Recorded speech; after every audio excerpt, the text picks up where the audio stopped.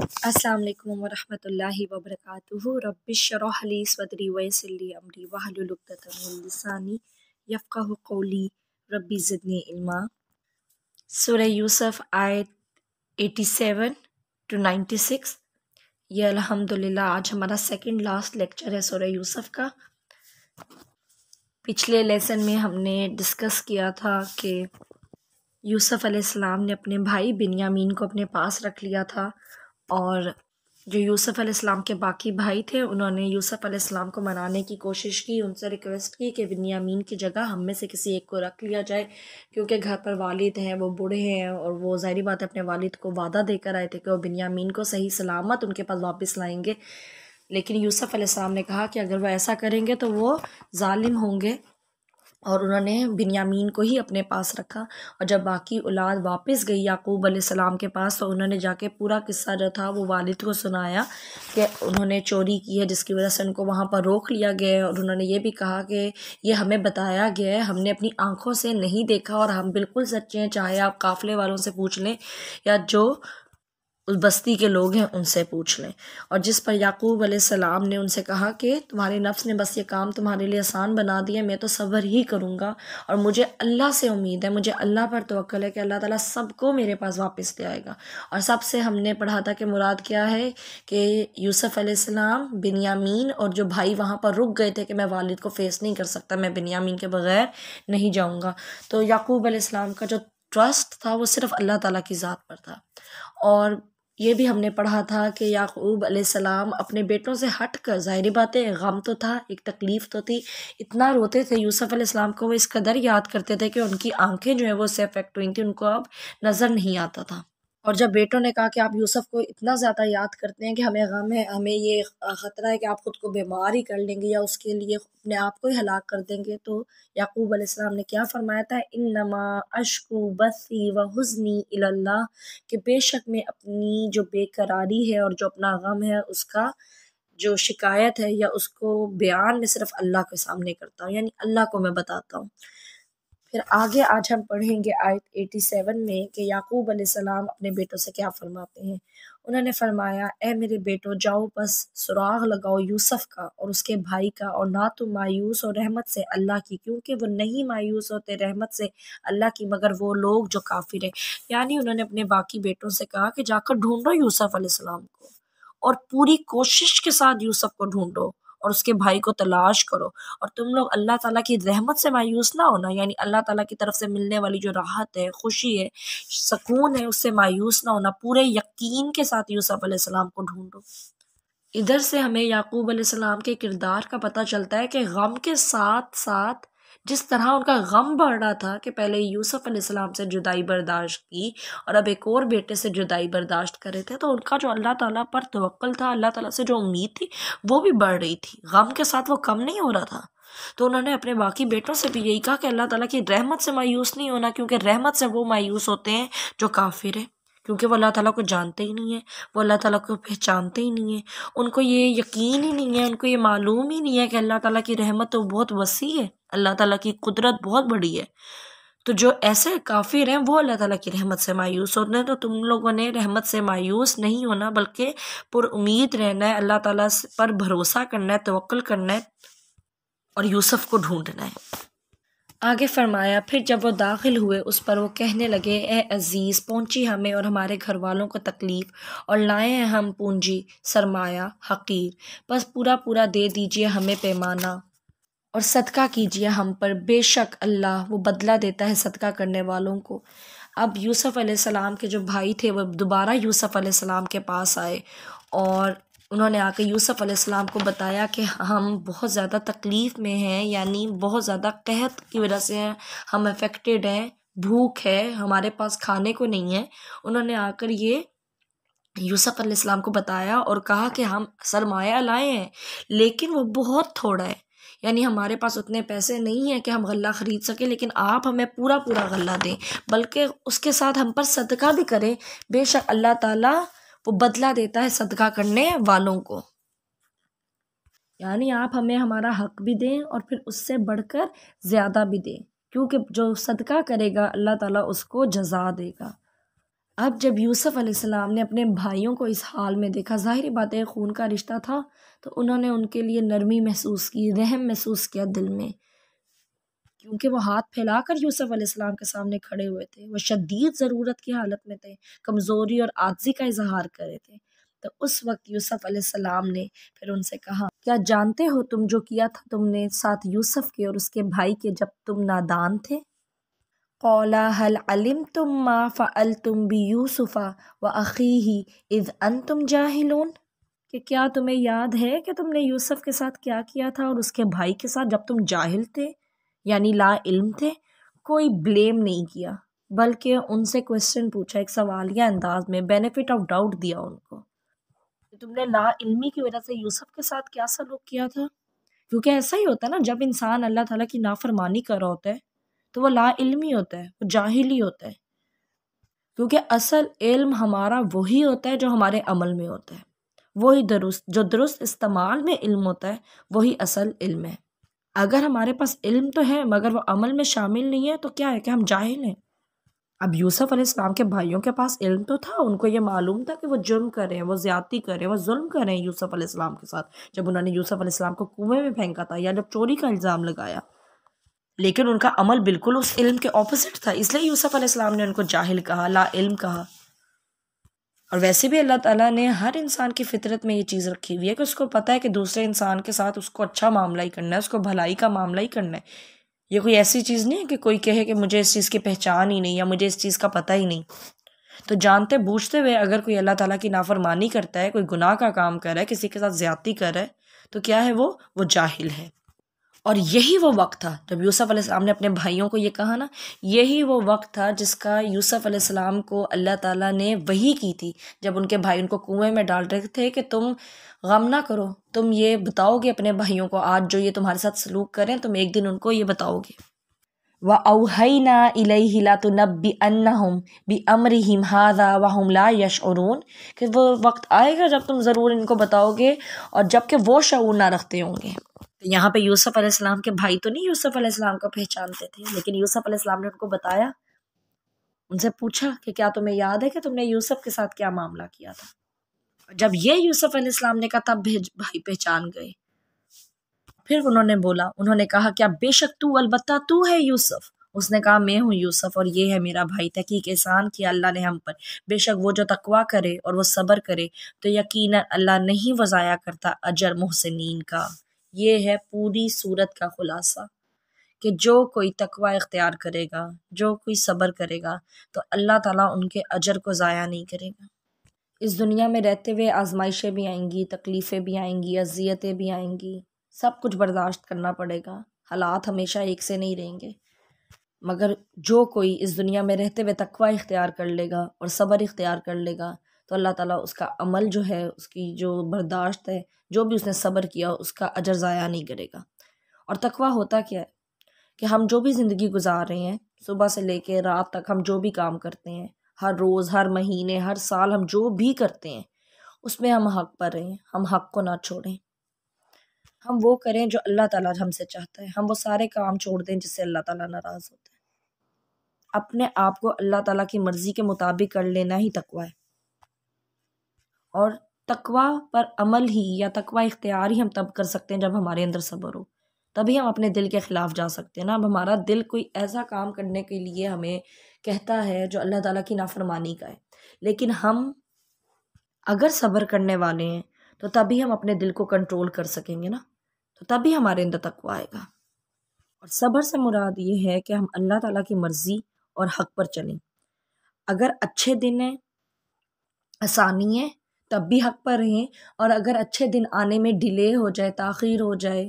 ہماری مرضی کے حالات نہ رہیں، تب بھی ہم حق پر رہیں، ہم حق کو نہ چھوڑیں، اللہ تعالیٰ کی اطاعت، اللہ تعالیٰ کی فرمان برداری کو نہ چھوڑیں، صبر کے ساتھ ہم حق پر ڈٹے رہیں، یہ ہے صبر۔ اگر مشکل آنے پر ہم نے حق کو چھوڑ دیا تو اس کا مطلب کیا ہے کہ ہم نے صبر نہیں کیا۔ تو اگر اس طریقے کا معاملہ ہم اختیار کریں گے کہ ہم تقویٰ اختیار کر لیں گے، ہم صبر کریں گے تو اللہ تعالیٰ پھر اجر کو ضائع نہیں کرے گا۔ اور پھر یہاں پر یوسف علیہ السلام کا کردار دیکھیں کہ انہوں نے اپنے بھائیوں کو شرمندہ نہ کیا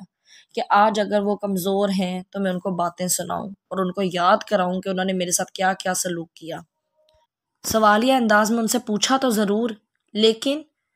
ان کو بار بار اس چیز کا کہہ کر شرمندہ نہیں کیا، بلکہ کیا کہتے ہیں کہ تب تم لا علم تھے۔ ہم اپنا جائزہ لیں کہ اگر کسی نے ہمارے ساتھ بہت زیادہ زیادتی کی ہو، بہت زیادہ ظلم کیا ہو، اور وہ ہمارے سامنے ایسی حالت میں آ جائے کہ وہ ضرورت مند ہو، تو ہم اس کو کس طرح ٹریٹ کریں گے؟ کیا ہمارا اتنا بڑا ظرف ہے کہ ہم کسی کو شرمندگی سے بچا لیں؟ کیونکہ شیطان تو ہم سے یہی چاہتا ہے کہ ہم بار بار دوسروں کو ان کی غلطیاں بتائیں۔ تب تم نے میرے ساتھ یہ کیا، ایسا کیا، ہر وقت ہم ایک دوسرے کو تانے دیتے رہیں۔ اور بہت سارے لوگ اسی طرح ہوتے ہیں کہ ان کی پوری زندگی جو ہے وہ دوسروں سے شکوہ شکایت اور تانے دینے میں ہی گزر جاتی ہے، یا وہ دوسرے سے بات ہی اس انداز سے کرتے ہیں کہ وہ دوسرے کو تانا دے رہے ہوتے ہیں، اس کا مذاق اڑا رہے ہوتے ہیں، just to make the other person feel belittle. یہ ان کا ایک طریقہ ہوتا ہے بات کرنے کا، ان کی کمزوریاں کو اچھالیں گے بار بار، جو غلطیاں ان سے پاسٹ میں ہو گئی ان کا بار بار ذکر کریں گے برا فیل کروانے کے لیے۔ لیکن یوسف علیہ السلام نے یہاں کچھ ایسا نہ کیا۔ تو یوسف علیہ السلام نے یہاں ایسا نہ کیا، انہوں نے اپنے بھائیوں کو شرمندہ نہ کیا، اور اس کی وجہ کیا تھی کہ وہ تقویٰ والے تھے۔ تقویٰ ہوگا تو انسان کا معاملہ اللہ تعالیٰ کے ساتھ درست رہے گا، صبر ہوگا تو انسان کا معاملہ بندوں کے ساتھ درست رہے گا، اور جس نے ان دونوں چیزوں کو تھام لیا، ان دونوں چیزوں کو پکڑ لیا، تو اللہ تعالیٰ کبھی بھی ایسے انسان کو لیٹ ڈاؤن نہیں کرے گا۔ پھر کسی نہ کسی طرح اللہ تعالیٰ اس کو ضرور کمپنسیٹ کرتے ہیں، کیونکہ ان دونوں چیزوں کا اجر صرف اللہ تعالیٰ دے سکتے ہیں۔ اللہ تعالیٰ نے تو ہمیں یہ زندگی دی ہی امتحان کے لیے نا۔ سورہ ملک میں اللہ تعالیٰ کیا فرماتے ہیں؟ الذی خلق الموت والحیات لیبلوکم ایکم احسن عملا، کہ ہم نے تو زندگی اور موت کو پیدا ہی اس لیے کیا تاکہ تم میں سے دیکھیں کہ کون اچھا عمل کرتا ہے، کون احسن عمل کرتا ہے۔ حالات کبھی اچھے ہوں گے، کبھی حالات برے ہوں گے، کبھی لوگ ہماری فیور میں بات کریں گے، کبھی وہ ہمارے خلاف بات کریں گے۔ اور یہ صورت آپ صلی اللہ علیہ وسلم کے لیے اس وقت نازل ہوئی جب آپ صلی اللہ علیہ وسلم شدید غم کی حالت میں تھے، شدید برے حالات چل رہے تھے۔ حضرت خدیجہ اور حضرت ابو طالب دونوں وفات پا چکے تھے، دونوں سب سے بڑے سپورٹرز تھے آپ صلی اللہ علیہ وسلم کے لیے۔ تو اس وقت اللہ تعالیٰ نے یہ صورت اتاری آپ صلی اللہ علیہ وسلم کو تسلی دینے کے لیے، اور اس کے بعد ہم سب کو تسلی دینے کے لیے کہ اگر تنگی پر، لوگوں کے رویے پر، مشکل حالات میں ہم صبر کر لیتے ہیں، ہم لوگوں کے ساتھ احسان کا رویہ نہیں چھوڑتے، تو اللہ تعالیٰ کبھی بھی ہمیں لیٹ ڈاؤن نہیں کرے گا۔ اور جن لوگوں سے ہمیں تکلیف پہنچتی ہے، اللہ تعالیٰ انہی لوگوں سے ہمیں فائدہ بھی دے گا۔ پھر جنہوں نے کبھی ذلیل کیا ہوگا وہی عزت بھی دیں گے۔ وہ لوگ جو پہلے آپ کو پہچان نہیں رہے ہوتے، اللہ تعالیٰ پھر ان کو پہچان کروا دیتا ہے، ان کو حق کو قبول کرنا پڑ جاتا ہے۔ اور ایسا ہی ہوا نا، یہاں پہ دیکھیں اگلی آیت میں یوسف علیہ السلام کے بھائی کیا فرماتے ہیں؟ انہوں نے کہا قسم اللہ کی، البتہ تحقیق ترجیح دی تجھے اللہ نے ہم پر، اور بے شک تھے ہم یقیناً خطا کار۔ اپنی غلطی قبول کر لی انہوں نے، اور اس چیز کو بھی قبول کر لیا کہ اللہ تعالیٰ نے آپ کو ہم پر ترجیح دی ہے، آپ کا جو سٹیٹس ہے، آپ کا جو مقام ہے، ہمارا وہ نہیں ہے،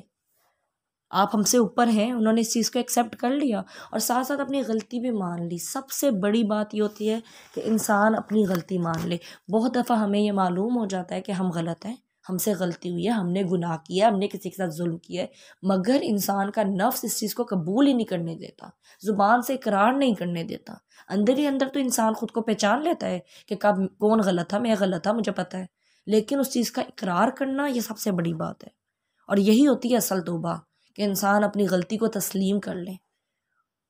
ایسا ہی یوسف علیہ السلام کے بھائیوں نے کیا، انہوں نے اس بات کو قبول کر لیا کہ ہم غلط تھے، وی ور رانگ۔ اور آگے سے یوسف علیہ السلام کیا کہتے ہیں؟ اس نے کہا نہیں کوئی ملامت تم پر آج کے دن، معاف کر دے اللہ تمہیں، اور وہ سب سے زیادہ رحم کرنے والا ہے سب رحم کرنے والوں میں۔ یعنی یوسف علیہ السلام نے ان کو کہا کہ بس یہ بات ختم، آج کے بعد اس بات کا کوئی ذکر ہی نہیں ہوگا، کوئی پکڑ نہیں، کوئی بدلہ نہیں تمہارے لیے، یہ بات بس ختم ہو گئی، یعنی میرے دل میں تمہارے لیے کوئی ناراضگی نہیں ہے۔ اور پھر ساتھ ساتھ یہ بھی کہتے ہیں کہ اللہ تعالیٰ تمہیں معاف کرے، ان کے لیے دعا بھی کر دی۔ یہ دعا اور یہ معاف یوسف علیہ السلام ان لوگوں کو کر رہے تھے جنہوں نے کوئی ایک دن کی تکلیف نہیں دی تھی، ایک لمحے کی تکلیف نہیں دی تھی۔ انہوں نے یوسف علیہ السلام کے ساتھ وہ زیادتی کی تھی جس کی وجہ سے بچپن سے لے کر جوانی تک ان کی وہ اپنے گھر سے دور رہے، اپنے شہر سے دور ہو گئے، اپنے والد سے دور ہو گئے، غلام بن گئے، الزام لگائے گئے۔ اگر بھائی نہ نکالتے گھر سے تو یہ سب یوسف علیہ السلام کے ساتھ نہ ہوتا۔ اتنی سخت یعنی تکلیف ان کے بھائیوں نے ان کو دی، یا ان کی وجہ سے یہ سب کچھ ان کو دیکھنا پڑا، لیکن یوسف علیہ السلام نے کیا کہا کہ میں نے معاف کر دیا، اور ان کے لیے دعا کی کہ اللہ بھی معاف کر دے، اور اللہ تعالیٰ کی رحمت کا ساتھ یقین بھی دلا رہے ہیں کہ وہ سب سے زیادہ رحم کرنے والا ہے۔ ہمارے لیے تو کسی کی ایک دن کی، ایک لمحے کی کوئی بات، کوئی زیادتی کو بھول جانا مشکل ہو جاتا ہے، اور اس وجہ سے ہم کہتے ہیں کہ ہم فلاں کو معاف نہیں کر سکتے، چاہے اس کے بعد ہمارے اپنے حالات تبدیل ہو جائیں، ہماری اپنی زندگیوں میں کتنا ہی سکون آ گیا ہو، لیکن جب ہم اس شخص کو دیکھتے ہیں تو ہمیں سارے پچھلے غم یاد آ جاتے ہیں۔ لیکن یوسف علیہ السلام کا کردار بالکل اپوزٹ تھا، اور یہی اللہ تعالیٰ ہم سے چاہتے ہیں کہ ہم ان سے سیکھیں اور خود کو ویسا بنانے کی کوشش کریں، کیونکہ اللہ تعالیٰ ویسے لوگوں سے محبت کرتے ہیں۔ اور پھر آگے اپنے بھائیوں سے کیا کہتے ہیں، لے جاؤ قمیض میری، یہ پھر ڈال دو اسے چہرے پر میرے والد کے، اور وہ ہو جائیں گے دیکھنے والا، اور لے آؤ میرے پاس اپنے گھر والوں کو سب کے سب۔ یوسف علیہ السلام نے کہا میری یہ قمیض لے جاؤ اور والد کے اوپر ڈالو گے تو وہ دیکھنا شروع کر دیں گے دوبارہ، اور سارے گھر والوں کو میرے پاس لے آؤ، یعنی پورا جو خاندان ہے وہ ادھر آ جائے، میرے پاس آ جائے۔ جس قمیض کو پر خون لگا دیکھ کر یعقوب علیہ السلام روتے تھے، ایک غم کا آغاز ہوا تھا وہاں سے، اسی سے کیا ہو رہا ہے، اسی لباس سے کیا ہو رہا ہے کہ وہ ٹھیک ہو جائیں گے۔ اس سے کیا پتہ چلتا ہے کہ ہو سکتا ہے آج جو لوگ ہمیں تکلیف دے رہے ہیں، جو لوگ ہمیں اذیت دے رہے ہیں، کل وہی ہمیں فائدہ پہنچائیں، کیونکہ یہی اللہ تعالیٰ کا اصول ہے۔ کبھی زندگی میں اندھیرا ہے تو کبھی روشنی ہے، کبھی تنگی ہے تو کبھی آسانی ہے، یہ اللہ تعالیٰ کا طریقہ ہے، اور یہ سائیکل چلتا رہتا ہے، زندگی ایسے ہی گزرے گی۔ اس قمیض کو ہی دیکھ کے غمگین ہوئے تھے، اور اب یوسف کے ہی لباس ہے، یوسف علیہ السلام کی ہی قمیض کو دیکھ کر ان کو خوشی ملے گی۔ تو جو بھی حالات ہماری زندگی میں آتے ہیں ان میں ایک حکمت ہوتی ہے، اللہ تعالیٰ ہمیں بہتر بنانا چاہ رہے ہوتے ہیں، اپنے لیے خالص کرنا چاہ رہے ہوتے ہیں، سارے رشتوں کی، دنیا کی ساری حقیقت ہمارے سامنے رکھ دیتے ہیں تاکہ ہم صرف اللہ کے ہو جائیں، ہمارا توکل، ہمارا بھروسہ صرف اللہ تعالیٰ کی ذات پر ہو، اور جب ہم کچھ مانگیں تو صرف اس سے مانگیں۔ آگے فرمایا، اور جب جدا ہوا قافلہ کہا ان کے والد نے، بے شک میں البتہ پاتا ہوں خوشبو یوسف کی، اگر نہ یہ کہ تم بہکا ہوا کہو مجھے۔ انہوں نے کہا قسم اللہ کی بے شک آپ البتہ غلطی میں ہیں اپنی پرانی۔ پھر جب یہ کہ آ گیا خوشخبری دینے والا، اس نے ڈالا اسے اوپر اس کے چہرے کے تو ہو گیا وہ دیکھنے والا، اس نے کہا کیا نہیں میں کہتا تھا تمہیں، بے شک میں جانتا ہوں اللہ کی طرف سے جو نہیں تم جانتے۔ یعنی باپ کو خوشبو آنے لگی یوسف علیہ السلام کی جب قافلہ وہاں سے قمیض لے کر نکلا، جبکہ باقی اولاد کو وہاں پہ کیا لگا کہ باپ کو ویسے ہی لگ رہے ہیں، یہ ان کا خیال ہے کہ وہ یوسف کو یاد کر کے یہ چیز محسوس کر رہے ہیں۔ لیکن انہوں نے کیا کہا کہ جب وہ دیکھنے لگ گئے، جب خوشخبری لے کر آنے والے نے ان کے چہرے پر قمیض ڈالی اور وہ دیکھنے لگ گئے، تو انہوں نے کیا کہا کہ بے شک میں جانتا ہوں اللہ کی طرف سے جو نہیں تم جانتے، یعنی میں اللہ تعالیٰ کی قدرت پہچانتا ہوں۔ اللہ تعالیٰ نے ان کو وہ خوشبو محسوس کروائی، وہ فیل کروائی۔ وہی یوسف تھے جو پہلے تھوڑی ہی دور کنویں میں تھے لیکن باپ کو نہیں معلوم تھا، اتنے سال ایک ساتھ جو نیبرنگ کنٹری تھی اس میں رہ رہے تھے لیکن والد کو کوئی خوشبو نہیں، لیکن اب اللہ تعالیٰ کی جو قدرت تھی، یہ اللہ تعالیٰ کا وہ تھا نا، کام تھا، ان کی قدرت تھی کہ اللہ تعالیٰ نے ان کو اب یہ محسوس کروانا تھا، اب یوسف کی خوشبو پہنچانی تھی ان تک، اور ایسا کیا۔ تو جب اللہ تعالیٰ نے حالات تبدیل کرنے ہوتے ہیں تو اللہ تعالیٰ کر دیتے ہیں۔ ہاں اگر کچھ وقت تک حالات نہیں تبدیل ہونے، ایک آزمائش ہے، تو اس چیز کو بھی کوئی ٹال نہیں سکتا۔ یہ اللہ تعالیٰ کے فیصلے ہوتے ہیں، اور اللہ تعالیٰ ہی ان کی حکمت جانتا ہے کہ کب کس کو کیا دینا ہے اور کب تک کوئی چیز ہم سے دور رکھنی ہے۔ لیکن ان ساری حکمتوں کو سمجھنے کے لیے اور وہ سارا جو پیریڈ ہے آزمائش والا، تکلیف والا، وہ گزارنے کے لیے صبر ضروری ہے۔ اگر صبر ہوگا تو اس کا اجر بھی بہترین ملے گا اور وہ وقت آسانی سے کٹ بھی جائے گا۔ اگر ہم اللہ تعالیٰ سے شکوہ، شکایت، گلہ، ناراضگی یہ سب کرتے رہیں گے تو خود بھی بے چین رہیں گے، اور وہ جو آزمائش ہم پر آئی ہے وہ تو نہیں جائے گی ہمارے اس ریئیکشن سے، لیکن کیا ہوگا، ہمارا اجر بھی ختم ہو جائے گا۔ اب آپ ان آیات کی تلاوت سنیں۔ يا بني اذهبوا فتحسسوا من يوسف وأخيه ولا تيأسوا من روح الله إنه لا ييأس من روح الله إلا القوم الكافرون فلما دخلوا عليه قالوا يا أيها العزيز مسنا وأهلنا الضر وجئنا ببضاعة مزجاة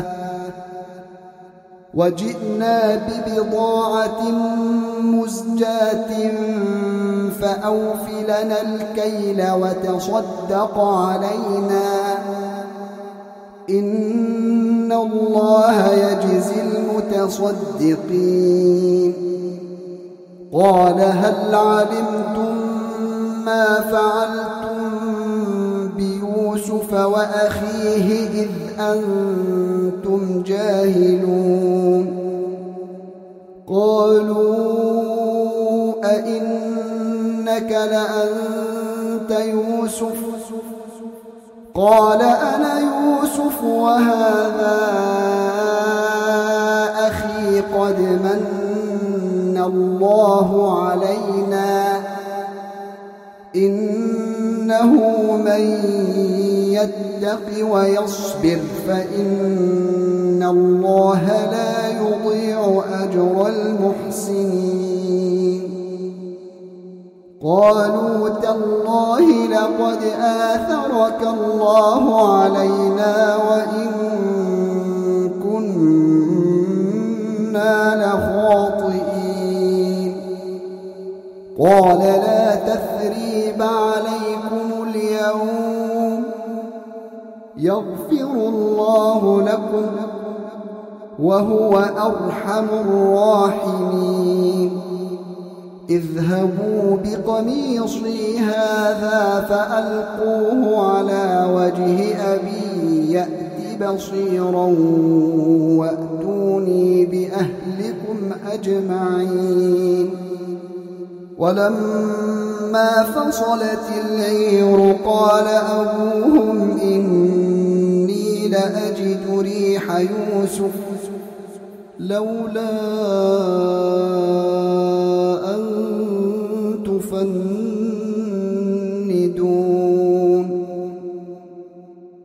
قالوا تالله إنك لفي ضلالك القديم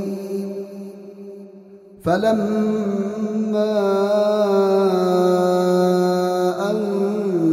جاء البشير ألقاه على وجهه فارتد بصيرا قال ألم أقل لكم إني أعلم من الله ما لا